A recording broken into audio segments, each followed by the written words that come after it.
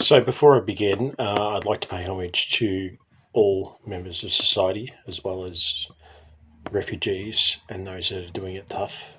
And I hope that they can assimilate in the Australian society with equality and further assistance from both social workers or those in psychology and those in all human services. So, what is case management and the theories that should be needed within this?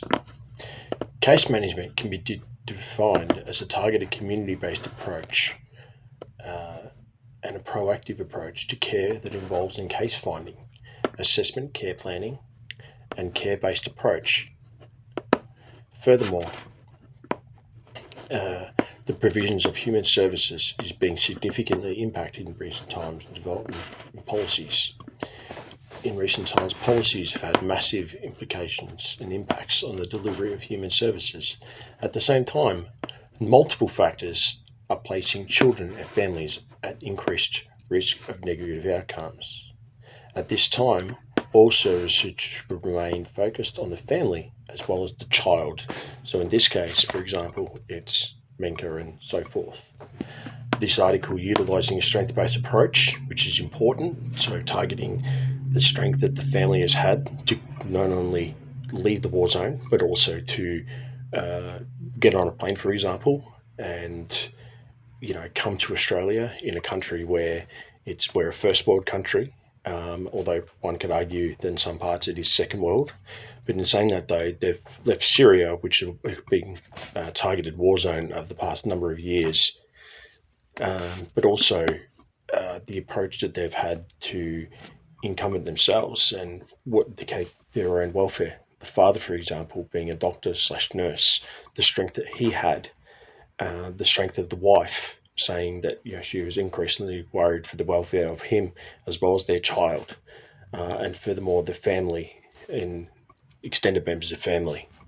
So onto that, a family strength based again, and trauma informed practice. So utilising the skills that have incumbent approached and trauma informed practice. So specifically looking after the father and his trauma that he has endured from working in a makeshift hospital.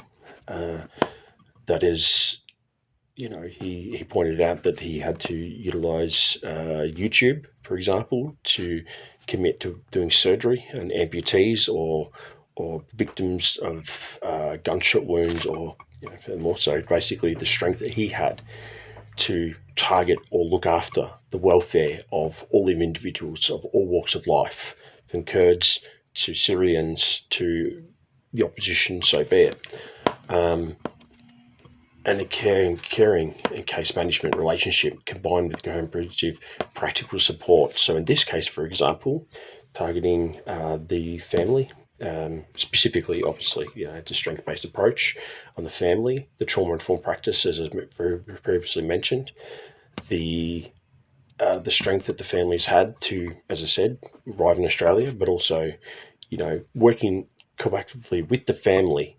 So in this case management, for example, finding a home, understanding the platform that they're now living in. So for Perth, for example, understanding the public transport, getting in connection with community. So whether it be the Syrian community or even, for example, a football club. So the father can then, work with the community. Finding a school for the little girl who the assumption that she is only 3 or 4 years of age. The mother, what would she like to begin with? So continually speaking with her in a natural approach and asking her with the assistance of a translator. Now, obviously, the translator can be quite difficult because in some cases, which has been mentioned, that the translator may not always translate the correct information or all the information. So it's important to try and establish a connection, not just with the family, but also with the translator to get the effective treatment in place. So this is also with the, as myself being a nearly fourth year in social work, we're held by a code of ethos, which comes from the Australian Association of Social Workers Code of Ethics.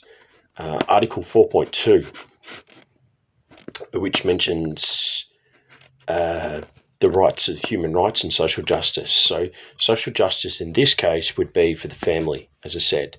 Social justice working with the translator can also be pointed out. So effective social justice. So the translator is effectively giving the right information to myself and working with the family as well as an organisation.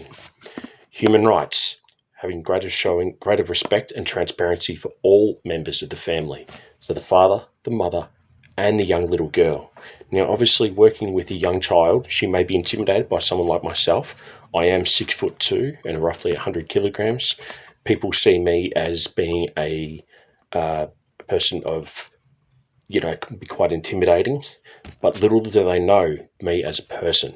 So I've had a lot of people comment that I've got a caring, nurturing approach, which is important in this case to show understanding and transparency for the family. So there's also a commitment to human rights. So understanding and giving the basic respect to the father, the mother, and the daughter, so the family collectively, as well as other organisations. So ongoing to Article 4.2 from the AASW Code of Ethics, working effectively with social justice and human rights, empowerment and integrity, not only of the social worker, but also the client in this case, Khalid, his wife, Junma, and the young child, 3 or 4. Seek to empower individuals, family groups, and communities and societies in the pursuit of achievement, economic, environmental, political resources. So, as mentioned, the school or working with the translator or getting them into basic healthcare. So making sure that their immunisations are up to date. Also applying professional knowledge and skills to sustain and improve natural environment, for example, person-centered approach and trauma-informed practice. So taking all these into account, it's important that we sustain a strong relationship with the family. Furthermore, accountability. How is myself or a case manager or caseworker being held to account? So, as I said, the AASW Code of Ethics, Article 5.5, record keeping. We have a duty not only to the family, but also to the organisation we may work for to ensure that proper record keeping is held in place, and also to the AASW. So as a social worker and the Australian Association of Social Workers, we apply to ensure that we are being held accountable. And that's for ourselves, to ensure that we're placing accountability on ourselves to ensure that we're doing the best for ourselves, but little case, the family. What is being done for the family? And this is paramount. Accountability to the organisation. So, for example, I might be working for a case services, a case manager or a case worker. The company itself may have a accountability service. So, for example, as a caseworker, your case manager may ask you, please, can I have a look over your notes, and to being held to account. I, for example, and I understand that in this case I shouldn't use the word I, but I feel that getting information in a practical sense to ensure that I've done the right thing in the first place, so that we can work and I've got the person's family or families or individuals in place. Critical reflection in closing. So critical reflection can be understood as a process of consideration, ideas, knowledge, assumptions, beliefs, improve personal selves. So for in this case, what happened? What were we thinking or feeling? What were the good experiences, the beliefs, what could have been done better? Working with co-workers to get a greater understanding. What could I have done differently? For in this case, as I said, whether it be healthcare, education, housing, so forth. So, it's important that reflection on not only this case, but furthermore, other cases that might be done, whether it be a woman of domestic violence, someone with a disability, someone who may have just come out of incarceration.